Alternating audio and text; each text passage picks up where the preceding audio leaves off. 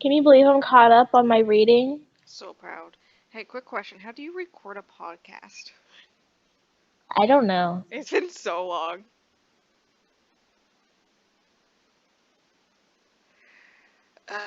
I can't wait to edit this tomorrow in my unicorn onesie. Because I'm normal. Sure. uh, That was so loud. I'm gonna start crying. good. I Stop. don't know. I don't know if it'll record with my other ones. That's the thing. I don't know what is broken. Ah, yes. Fun times. Well, good news is I have the sister's notes on Heartstopper season 3. Why did she take notes on it? Because Oh she my started. god. um, I'm so serious. It hurts. um, so, she started. What is that? Ew, what is that? When I watched the show, she was rewatching the earlier seasons, right? When I was watching season 3. So by the time she got to watching season 3, I we had already gotten to the point where we were already postponing us recording, and it was like, I don't know when the recording's gonna happen, and I didn't take any notes, and so she took some notes for me, especially about the mental health aspect, um, which is great. I have thoughts and opinions about this season, and I looked things up, and I have my explanations on why things happened, so I get it. Listen, this season did not make me want to kill myself, so a win's a win in my book. I love that. You're gonna want to kill yourself after I tell you the news. Um, Hello, welcome to a Fish and Flower podcast. I'm Flower, aka Rose. Um, my fun fact is I'm sick. My nail broke.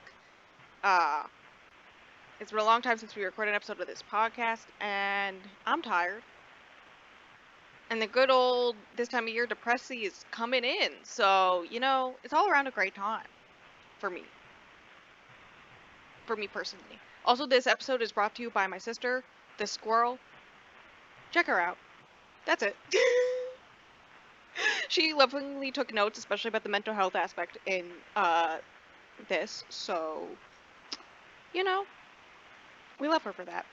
You can talk now. My name is Fish, aka Stingray, apparently, because that's the brand I've made for myself, apparently. Um, Let me one up you for a moment.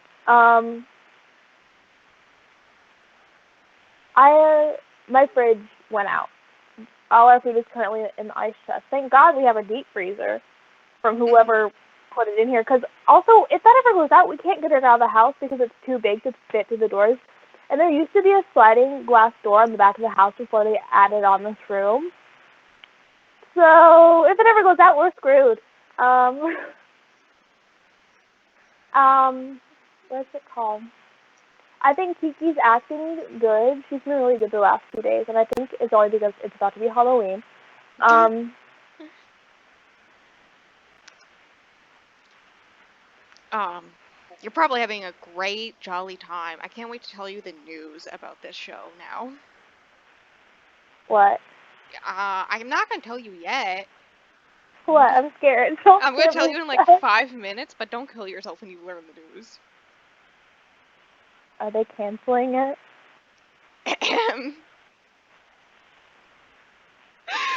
This is a stream of consciousness podcast, very similar to how we talk to it on a daily basis. Today's episode is Heartstopper season 3.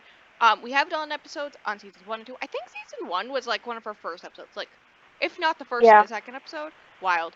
Um, they're in a playlist of just the movie and TV episodes. If you're watching on YouTube, it'll be up above in the cards. Me doing smart things.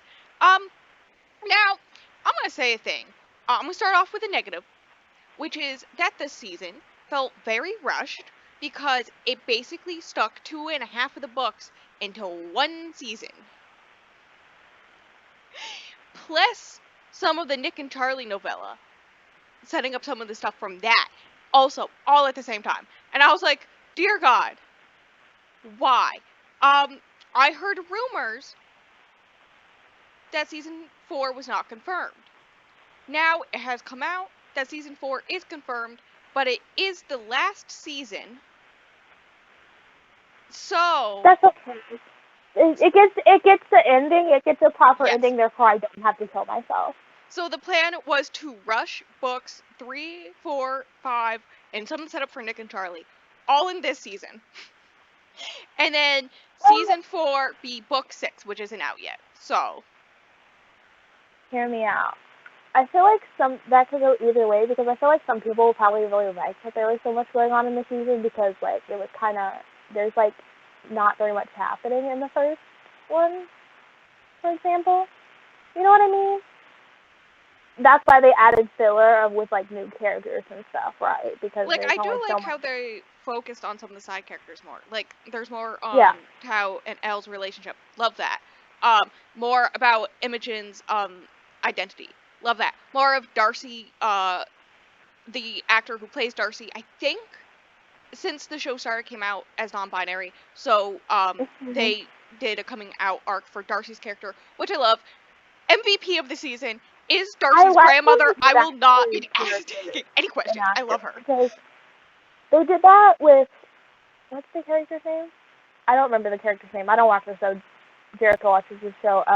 In Umbrella Academy, they did that. When Elliot Page came out, they made his character in I think it was season 3 as well, into a trans man, partially through the season. That's so real. Like people are so real sometimes. Listen, my favorite part of a fun fact behind the scenes as someone who's read Elliot Page's book. So they in the show, part of it was that the whole coming to his identity and whatnot. Part of that was the fact that he in the previous season had a relationship with a woman, right? And so his relationship with that woman helped him realize this part of himself, right? And in real life, Elliot Page's real life trans journey, the actress who plays his love interest in season 2, that woman that he had a relationship with in season 2, and him were close friends, and she helped him with his journey. And I just think that's really fucking cute, so. Anyways, I love how there's one other person in the universe who watches Umbrella Academy. I still haven't watched the last season because I've heard it's really bad and I don't have the mental capacity to deal with that. I don't know. This really sounds kind of weird from what I've heard from Jericho. Oh, it's so fucking weird. Yeah. Anyways, yeah. Season 3 very rushed. Extremely weird. And my main complaint with the issue of it being very rushed is this is also the season we're supposed to get the Charlie Spring mental health journey. Like they set up earlier than they did in the books, but it's basically one episode and that's it. Speaking of that episode, the song at the beginning of the episode is a instrumental version of "I Spend Too Much Time in My Room" by the band Camino, and that was one of my depression songs back in the day. And I was like, when I heard that song, my heart literally stopped. I was like, ain't no way. That being said, also, I would like I was on call with people when I was watching this season, and wow. People who aren't me, wow. I know, right? They could only see my face. They weren't watching it with me.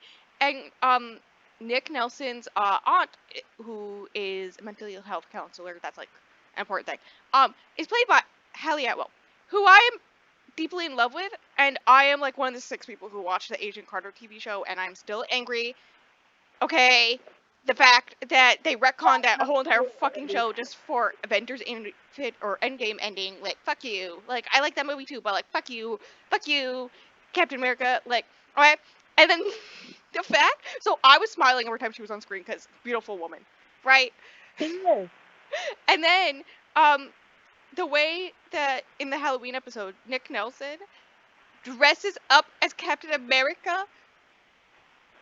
Don't get me started on the Halloween episode. That was so depressing. They could have given me 5 seconds of her seeing him in that costume, but I will take what I can get. But yes. That's a thing. Woo. Okay, so let me look. Heartstopper season 3 episode guide. Let's go. Honestly, Season I 3, like episode 1. Mabel. Oh wait, this is. I would like you to know that everybody was laughing at me at the end of this episode because this is the episode that has my favorite scene in the books where they say "I love you" for the first time. Hmm. And so everybody was laughing at me because I was giggling like a little girl. I was like, I'm sorry. Though, quick question. Why, the first time we see Nick in this season, he is wearing a tank top, and then Charlie rips his arms, and he's all like, ooh, look at these? And then, at the end, because the whole I love you scene happens when Nick's in the shower, and so it cuts to Nick in the shower. I didn't need to see that. Please. They were like, I had a weird feeling that they were sexualizing him. Though I did love him in the donut floaty when they were at the beach. That was funny. I was laughing. It Honestly, reminded me I of think that they did a good photo. job with that though, because it really was only like his pecs up, you know. Yeah. I was I like, feel like it could listen. have been really bad. I like it too, but like, I don't. They Stop could have showing made it to it me. worse. I mean, that's exactly how Alice drew it. True. I don't know. Yes, best I scene imagine of the if it season. wasn't comfortable, they would have made a compromise. Yeah. So yeah, basically this whole entire episode is like everybody before school starts back up going to the beach, and Charlie's all like, oh, I must tell Nick I love him. And Nick's like, yeah, I think my boyfriend is depressed and has an eating disorder, and I feel like I need to bring it up to him. Mhm. And so they're on opposite spectrums. That being said, Nick does love him. Blah blah blah. They hang out. Charlie's gotta go home. Nick's in the shower. It's all like, Nick, I gotta go. Also, I love you. And then runs away. And then Nick's running after him on the street barefoot to tell him I love you. And I love him. That's it. Mhm. Also, I've seen Kit Connor's dogs too much in my life. Like, I don't want to. Like, it's only been, like, what, 2 or 3 times throughout this series, but still, that's too much for me. The pug was cute. Wait, okay. So, I'm looking at my sister's notes, and you know that scene when Nick is on vacation with his aunt, right? And he's trying to figure out what to do about Charlie and the whole situation there. And he's throwing rocks into the ocean, and my Yeah. sister just wrote, why? Like, literally, every time I bring it up, my sister just goes into this weird pose, and she's like, God, I hate it so much. And it's so funny, her reaction to that scene. Like, No, I hear felt me mad out. about it, but her screaming about it is so funny. I like how they introduced his aunt and the way all that happened and how supportive the aunt was because like at one point they're outside and they're talking about something and Nick's like, yeah, Charlie, my boyfriend, and she's like, ooh, boyfriend, we got a lot to talk about. And I'm like, I know, right? okay. I was like, Haley, I love you. Thank you for being an ally. Other things that are I'm happening not. throughout this season. I think it would be easier. Like Nick and Charlie, we can talk about each episode, but I think the other characters is going to be easier for an overall arc throughout the season for them. Right? So, welcome to Rose doesn't remember characters' names. Imogen, at a Halloween party, kisses Sahar. Sahar is bisexual, and Imogen was like her gay awakening, right?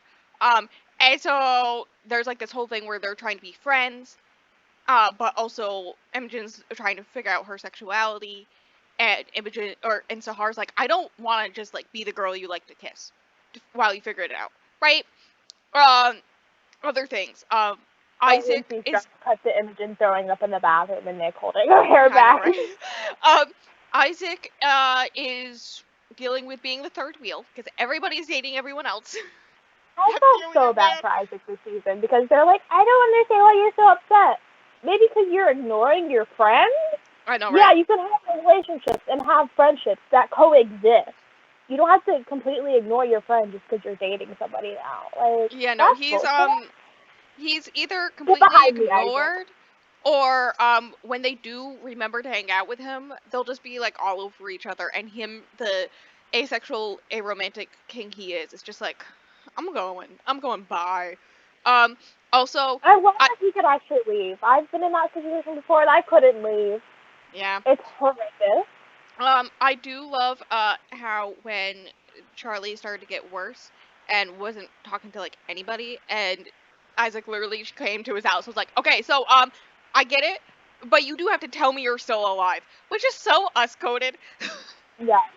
Literally, me not knowing you're alive until you send me a Snapchat streak. I'm like, okay, they're depressed as fuck, but they sent me a Snapchat streak, so they're alive. Listen, I may be so depressed that I don't shower for 2 weeks and I don't get out of bed and I don't sleep, but then I do sleep and then I don't eat, but I do eat.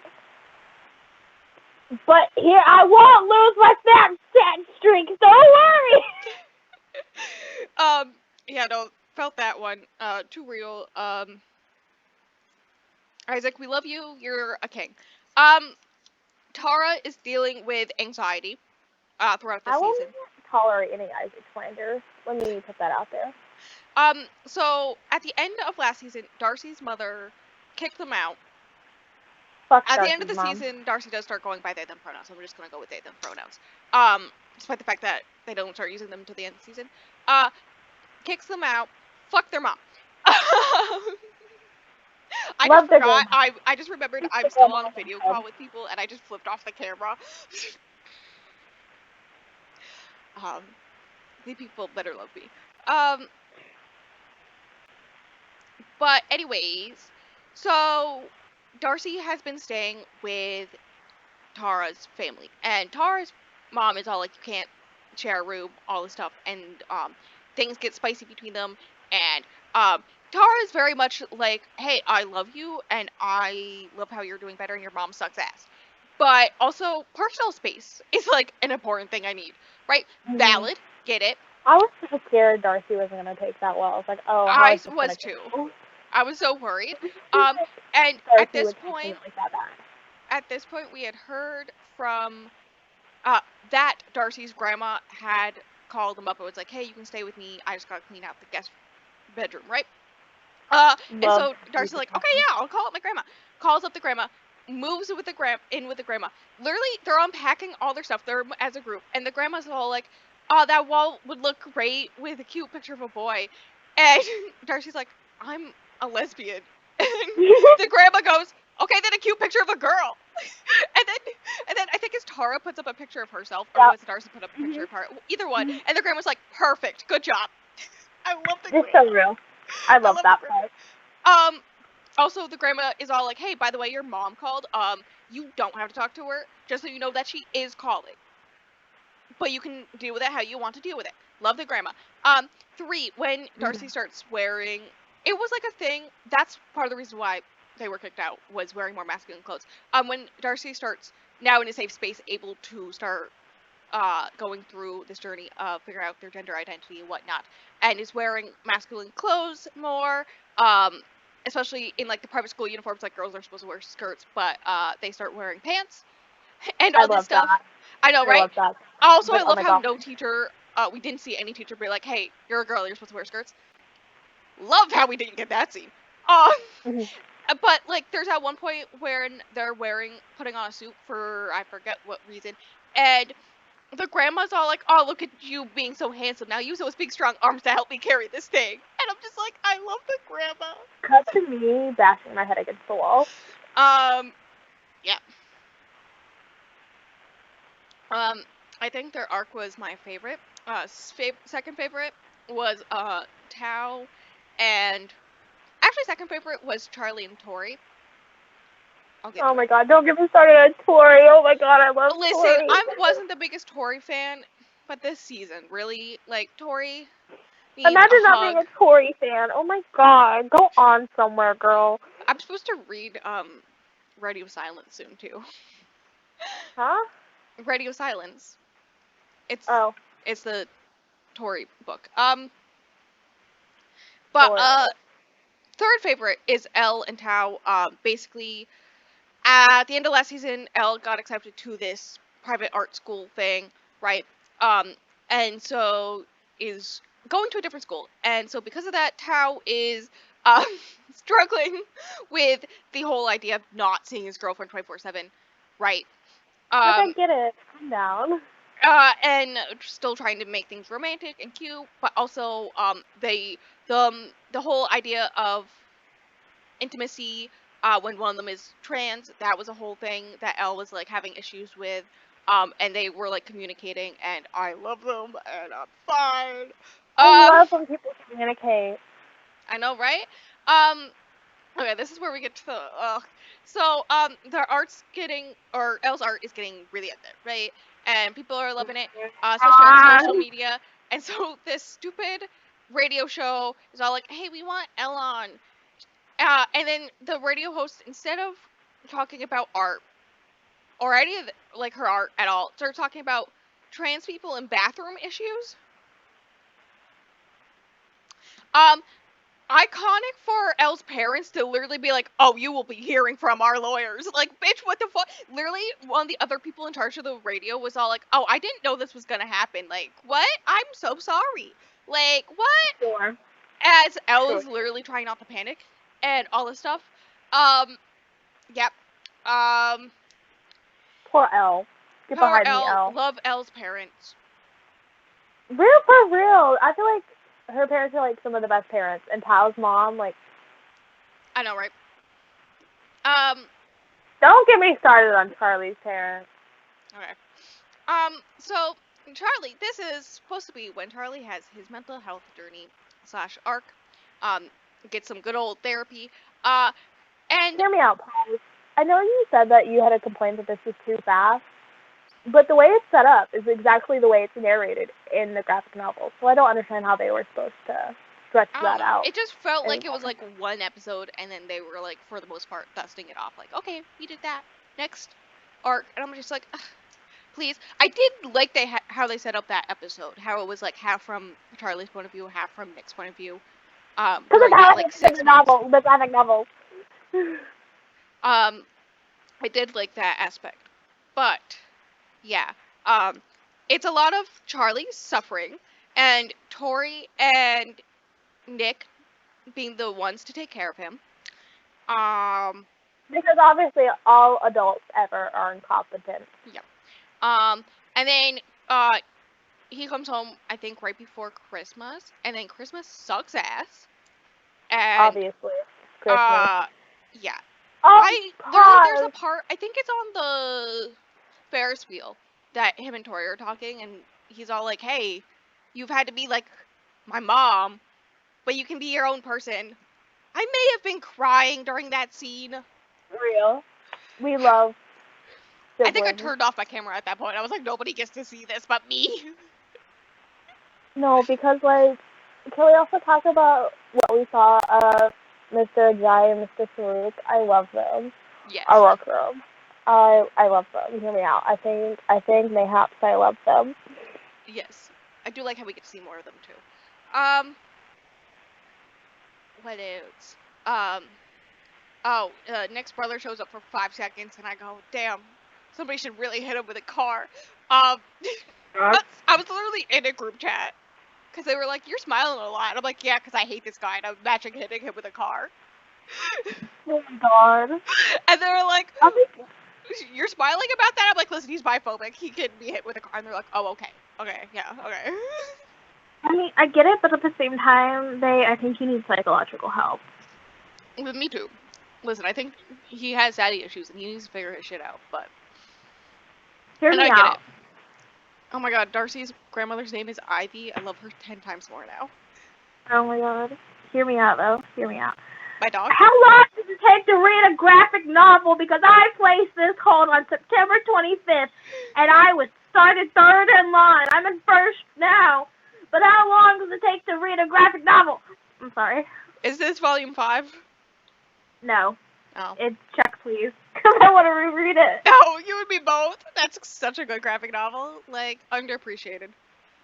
I'm reading another, sports gay graphic novel, and I'm just like, yeah, but, like, it's taking 6-7 books to get to the same point that it took Check Please 2 books to get to, and it's done much better. Like, hear me out. I love Check Please. I agree. It's so It's on my underappreciated. Amazon wish list if anyone. I love Check Please. I recommend. I also recommend. Remember when you didn't want to read it because I said hockey and you were like, I don't want to read a hockey romance. I was like, just read it. Just read it. And then you read it and you loved it. And then you yelled at me because I have one rated at like 4.5 and not 5 stars. That's me coded as it is. I feel like I've only read a few things that have hockey in it, but everything I've read with hockey in it, I've really liked. I love that for you. Okay, we gotta go to the main arc. We gotta talk about Charlie and Nick. I don't. We gotta talk about the movement. I'm looking at my sister's notes. My sister's main notes about the mental health rep. I should mention my sister is getting her degree in psychology. She did say blatantly, this is not like OCD focused, and eating disorders is not my focus, but she knows some stuff. She's doing her capstone right now. Pray for her. I know you don't know what that means, but pray for her. It's her final project, to graduate type thing. I believe in her.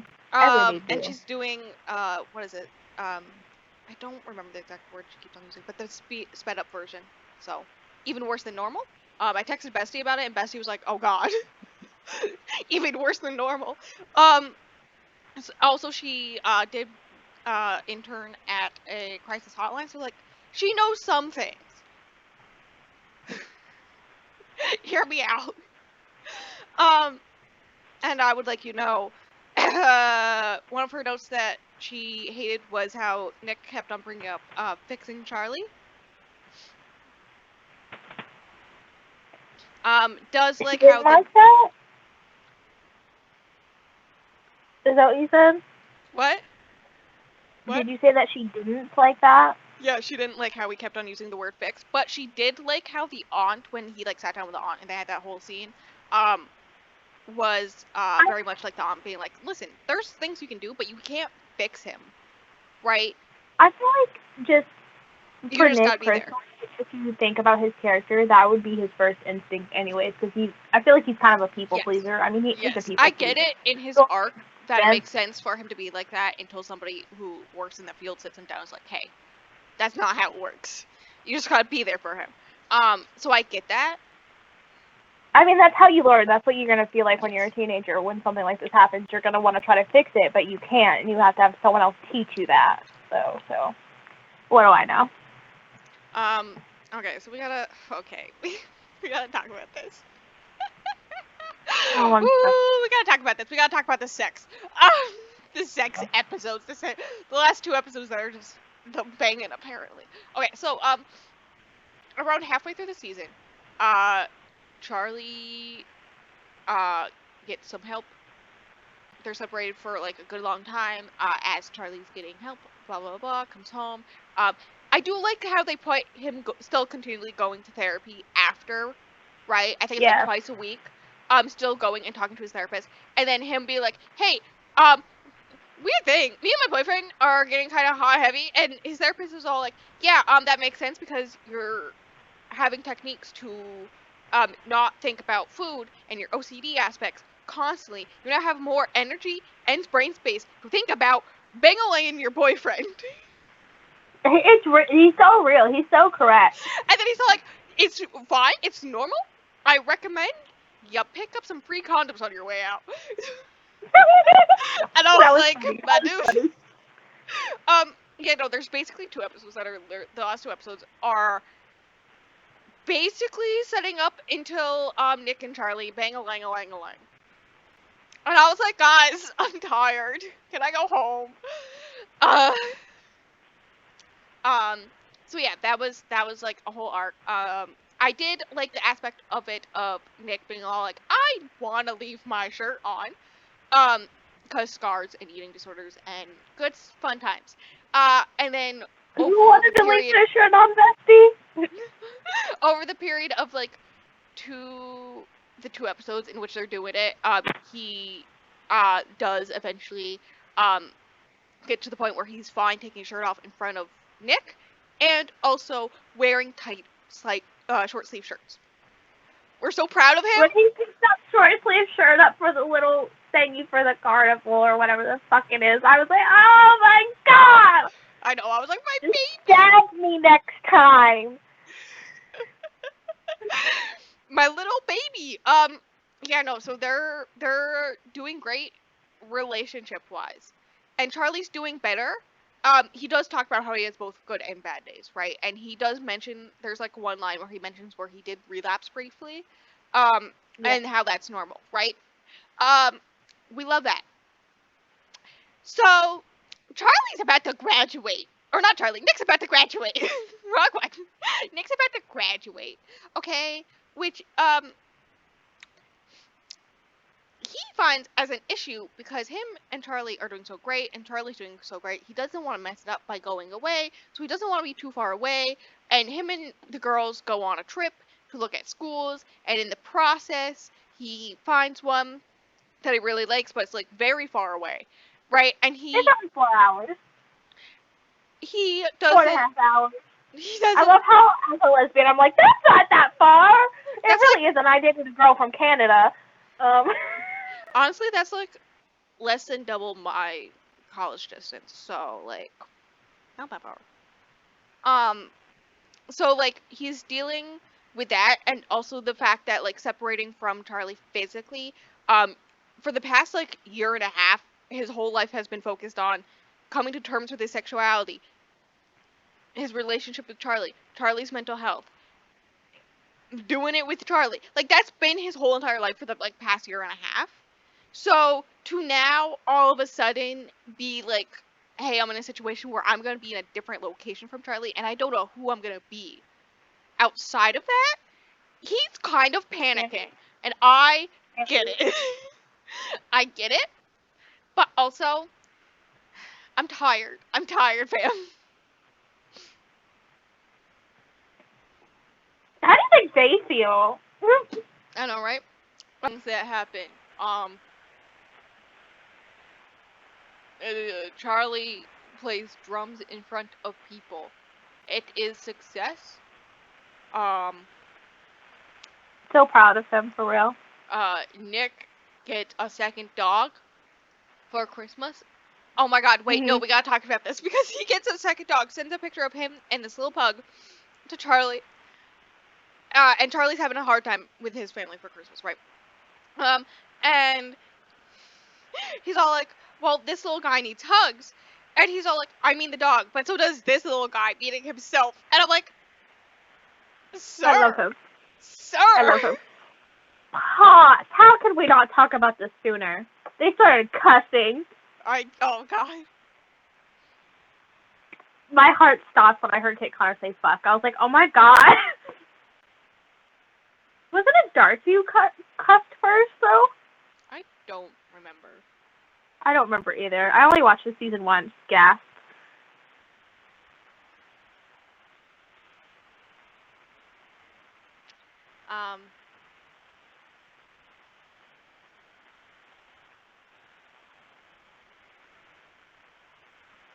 Yeah. But I was like, I mean, they kind of, didn't they say, like, hell, and then, like, damn, and then this season we got a full-on book. So, you know, it wasn't that crazy, but it was also a little crazy. But you're going to look me in the eyes and tell me it took them that long to drop an F-bomb in real life. Right.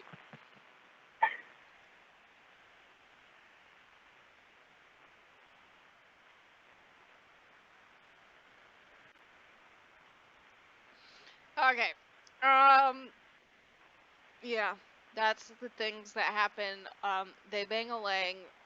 There is a whole conversation about what constitutes sex, which is so funny, cause I brought this up to Bessie when I was visiting her, about sex and virginity and whatnot, and I was like, no, because like the whole idea of that is so heteronormative, cause like, what do you consider lesbians virgins forever because there's never been a ding-a-ling up there? The way I don't know. Some people count plastic as counted. Some people count plastic or whatever right? as like a thing, even though I don't know. So like that was like a whole conversation where we had, and she was like, dude, I never thought of that because like right? Like, the idea of sex is so heteronormative, and so they hold a whole conversation. There's I love it when Nick tries to like a lot of this season. Nick gets closer with Tara, and they talk a lot about their relationships and whatnot, and they're just supportive of each other. I love There's their this whole thing friendship. where like ballet is too far away for her to go, but it's like the only thing that's helping her with all the stress and pressure of of everything. And so he's all like, I can drive you. And he's just taking her to ballet every week, and I was like, this baby. Nick Nelson, the man that you are. I know, right? Um, this The character. only man ever. Yeah. Um, um. So there's like this whole thing where they have a friendship, and he, on one of the trips where he's taking her to ballet, he's like trying to talk about sex as with another man as a man, and she's like, yeah, I can't help you with that one. And I was like, he's like, yeah, that makes sense, And I was laughing so hard. I was like, Nick, honey, you're asking the wrong person. I mean, yeah, but also there's like the general advice that's like, stuff you should know already. But also it's kind of just the same thing, but in a different font, right? If you're having sex with the, it's the same shit usually, not always. Usually, most of the time. Yes, there's like a whole thing where they have a conversation of what constitutes as specifically intimacy and blah blah blah blah blah. Also, hot take, consent. Real. Also, when Charlie was like, they were going at it, and Charlie's like, I don't want to take off my shirt, and Nick's like, okay, and then Charlie's like, the only man ever. And then they're making out some more, and then Charlie's like, I'd like you to take off your shirt though, and Nick's like, alright, and takes it off. And I was like, alright, I kinda get it. And then for Christmas, Charlie gave him a bunch of his sweaters back because they didn't smell like him anymore, and Nick's like, oh, okay, and then gives him another one of his sweaters so that he has one that smells like him. I'm fine thinking about that. I'm a normal girl living in a normal world. Oh my god. Listen, when they're being fucking cute as fuck, I do love it, okay? It's just a lot of them not being cute as fuck because it's the mental health journey time, and I have enough issues. I agree. And that was most of their time together was just them dealing with Charlie's mental health and then having sex. That was it. That was basically it. And then the other half of the show was every other character. I'm sorry, just dealing with your mental health and sex is just life. Like, I don't know how else to describe a life. That's alright, I'll give it to you, yeah, okay. Listen, I'm rarely wrong, babe. Okay.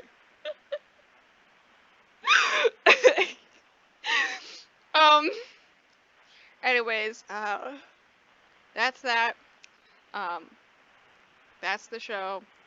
I'm fighting the urge to rewatch The Hunger Games. Oh my god, that's a good idea.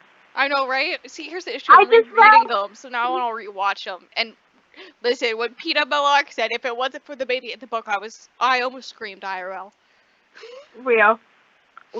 Every time when I reread Catching Fire, I was literally crying the whole time. From page 1. The whole time, I was like, Gail, shut the fuck up. Peter Millark is the only man ever. You know, Nick and Peter are the same man in different fonts. And that's where I'm leaving that thought. Hear me out. I recently read a book this month called The Devil All the Time. Whatever. The words are there. And the movie is on Netflix. So I get to watch a book that has I get to watch a book. I get to watch a movie of a book. I read a book and it had it as an adaptation, and I'm going to watch it, and that's gonna be fun. Why can't I speak normal sentences in like a normal person? Jesus Christ. I love that for you. Yeah. It was a really good book, by the way. I still haven't rated it, though.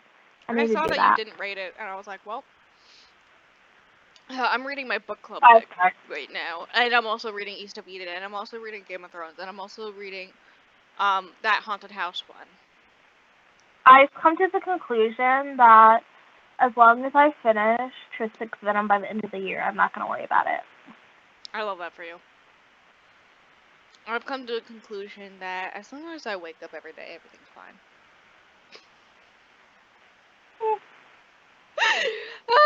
Don't you love when I go through it? When it switches places? Don't worry, I'll be there in a second.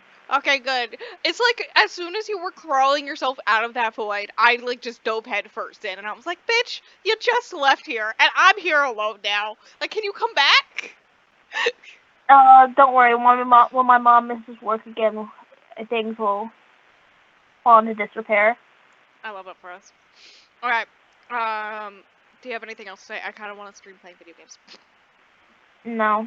Okay, thank you. I love you. I love you too.